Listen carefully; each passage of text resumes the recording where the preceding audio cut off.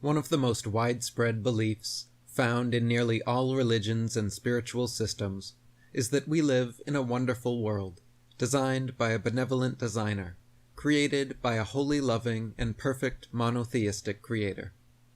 The universe is seen as a university, a material dimension where we can manifest our desires, learn lessons, gather information and experience, grow and evolve into something better, and later go somewhere better.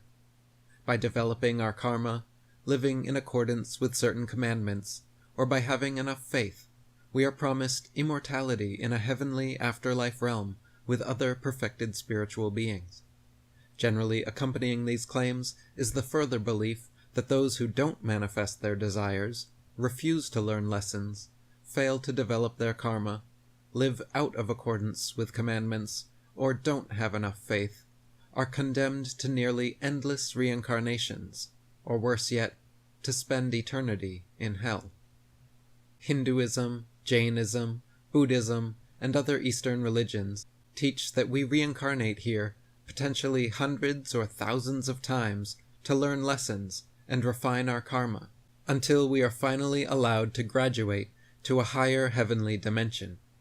Judaism, Christianity, Islam, and other Western religions teach that we incarnate here only once, but by having faith and/or living in accordance with certain commandments, we are also allowed to graduate to a higher heavenly abode. Even the New Age movement and most other esoteric spiritual systems share this fundamental foundational belief that our material realm is a generally positive place made for learning and experience. Almost no formal religion or metaphysics, barring the ancient Cathars and Gnostics, have even breached the possibility that this reality could be a purposely negative place, created by a malevolent entity. If God is defined as omniscient, omnipotent, omnipresent, and a perfect being, wholly loving and benevolent, why are its creations so pitifully imperfect? Why would a sane God create psychopaths, sociopaths, predators, homicidal maniacs, serial rapists, and other insanity? Why is everything subject to entropy, aging, sickness, suffering, and death?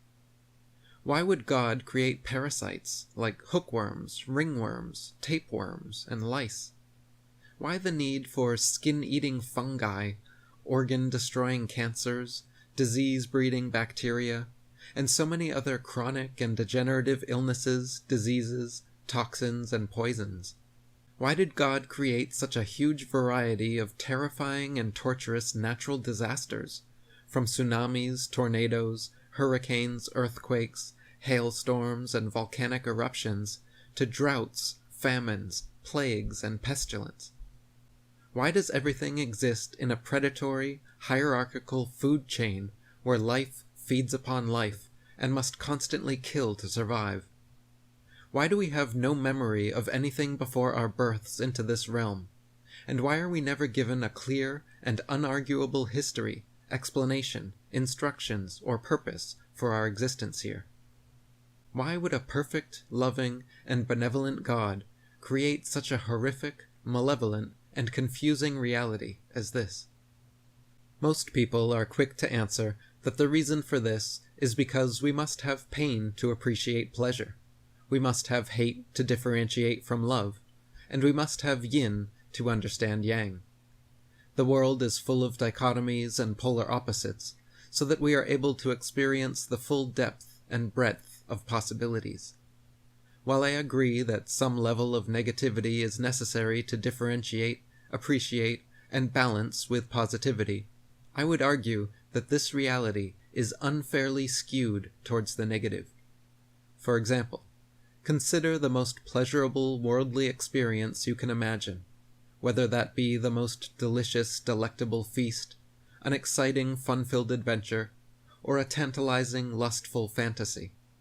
Consider being granted 1 full hour of this most pleasurable experience imaginable, but with one very important caveat. After an hour of the world's most pleasurable experience, you must then endure 1 full hour of the world's most painful tortures. That means bone breaking, boiling or burning alive, branding, castrating, cutting, flaying, and flagellation. That means medieval instruments like iron maidens, racks, whips, flails, brazen bulls, and choke pears. Would you volunteer to endure 1 hour of such horrific torture if it meant 1 hour of the world's best pleasures? I have yet to meet anyone who could say with a straight face that they would honestly volunteer for such an offer. If they were awarded an hour of the most enjoyable worldly happiness, but afterwards had to endure even 5 minutes of excruciating suffering like being skinned alive or violently disemboweled, I know of no one who would take such a rotten deal. This is because the gap between the levels of pain and pleasure possible here on earth is more like a chasm. The most enjoyable pleasures imaginable pale, wither, and disappear into irrelevance when pitted against the disgusting and horrific pains possible here. Consider the pleasure a predator derives from eating its meal versus the pain of the prey being eaten. The overwhelmingly negative experience of the prey far outweighs the level of pleasure experienced by the predator. The lucky lion experiences 10 minutes of mild gustatory satisfaction, while the unlucky deer experiences the extreme torture of being eaten alive, having its skin and muscles torn open, bones broken and mangled, limbs ripped apart, and life ended prematurely, all for a sick game of survival of the fittest instituted by a supposedly loving and benevolent creator. Humans have a high capacity for self-delusion, especially when it comes to feel-good answers to uncomfortable questions. We also tend to remember things, people, and events more positively than they actually were. This psychological tendency, known as rosy retrospection, is a cognitive bias found in most people, causing them to remember the past more positively than it was in reality. Is it possible that most people are also suffering from a similar cognitive bias, causing them to downplay the abundant negativity present in this world? Could this metaphysical rosy retrospection make people blind to the unnecessary evils and inexplicable suffering here? Howdy Mikowski wrote, "Another thing that should become obvious, if you look at this reality honestly, is how easily we all get fooled. Once you realize that all the major organizations, either government, media, or advertising, are run by people trained in how to fool and manipulate, it makes sense what our realm has become. Following the Hermetic principle of as above, so below, is it any surprise that the after-death astral realm would be one of pure deception?" Arthur Schopenhauer wrote, "In any case, even though things have gone with you tolerably well, the longer you live, the more clearly you will feel that on the whole, life is a disappointment, nay, a cheat. If two men who were friends in their youth meet again when they are old, after being separated for a lifetime, the chief feeling they will have at the sight of each other will be one of complete disappointment at life as a whole, because their thoughts will be carried back to that earlier time when life seemed so fair, as it lay spread out before them in the rosy light of dawn, promised so much, and then performed so little. This feeling will so completely predominate over every other that they will not even consider it necessary to give it words, but on either side it will be silently assumed, and form the groundwork of all they have to talk about. He who lives to see 2 or 3 generations is like a man who sits some time in the conjurer's booth at a fair, and witnesses the performance twice or thrice in succession. The tricks were meant to be seen only once, and when they are no longer a novelty and cease to deceive, their effect is gone. To discern whether Earth more resembles a school or a prison, first consider the key differences between the two institutions. Schools are places of higher education and development, whereas prisons are lowly places of survival and atonement. In schools, students either pass their tests and graduate, or else fail and continue trying, whereas in prisons, inmates simply must do their time regardless. The most important difference, however, is that schools have the option of not attending, or dropping out, whereas prisons do not. If we cannot simply drop out of this school of life and go home, then that proves this is not a school, but a prison. If the only exit is locked behind hundreds or thousands of reincarnations, slowly refining our karma until we manage one perfect lifetime in this wildly imperfect world, how fair of a curriculum is that? Furthermore, if the universe is meant to be a university, and we are all simply here to learn, grow, and develop spiritually through multiple lives, why are we born a blank slate, with our memories completely erased every incarnation? What kind of education are we supposed to receive if our memories aren't retained through each lifetime? Forcing humans to reincarnate without their past life memories and expecting improvement is like sending a senior in college back to kindergarten with a lobotomy in hopes they will graduate next time. If Earth is truly a school, with the purpose of teaching lessons and helping us grow, wiping each student's memory every time we enter a new grade is completely antithetical and mutually incompatible with this goal. Besides, there are far kinder and more effective ways of teaching than the numerous types of negative reinforcement and retributive punishment present on prison school Earth.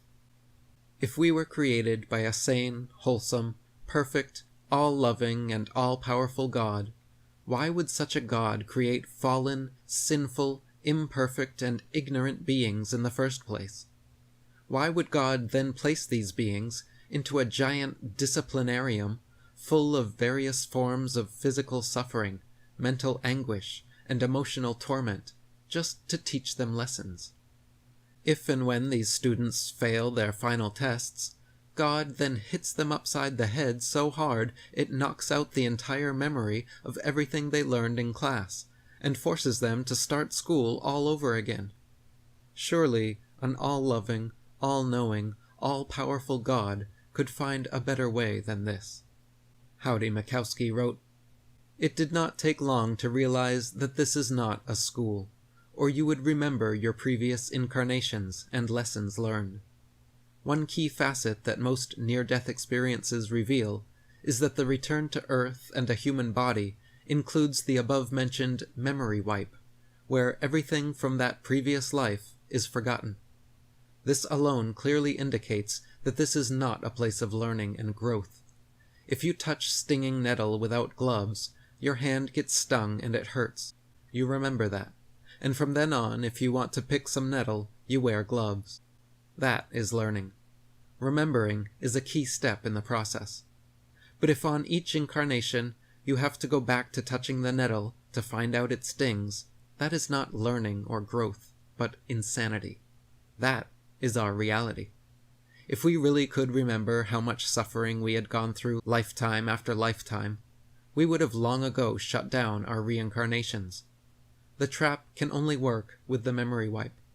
Besides, if someone has had 1,000 lifetimes, surely that person must have learned everything by now.